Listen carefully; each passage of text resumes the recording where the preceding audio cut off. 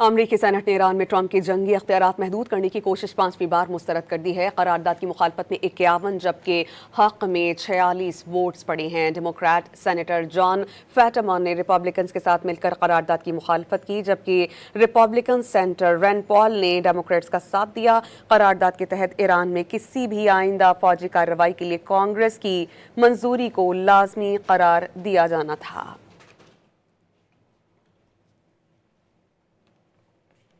امریکی میڈیا نے امریکی اور اسرائیلی حملوں کے باوجود ایران کی خاطر خواہ عسکری صلاحیتیں تاحال برقرار ہونے کا دعویٰ کیا۔ امریکی میڈیا نے سرکاری حکام کے حوالے سے دعویٰ کیا ہے کہ ایران کے پاس وہ فوجی صلاحیتیں اب بھی موجود ہیں جن کا وائٹ ہاؤس یا پینٹاگون نے عوامی سطح پر اعتراف نہیں کیا۔ بیلسٹک میزائل کے ذخیرے اور ان سے منسلک لانچ سسٹمز کا تقریباً نصف حصہ اب بھی محفوظ ہے۔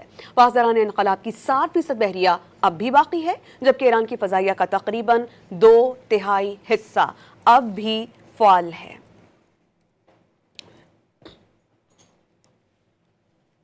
ایران کو آبنائے ہرمز سے گزرنے والے جہازوں پر آئے ٹول ٹیکس سے پہلے آمدنی موصول ہو گئی ہے، اور ایرانی سرکاری خبررساں ادارے تسنیم کے مطابق ایرانی پارلیمنٹ کے ڈیپٹی اسپیکر حاجی بابائی کے مطابق جہازوں سے وصول کیے گئے ٹول کی پہلی رقم ایران کے مرکزی بینک میں جمع کرا دی گئی ہے۔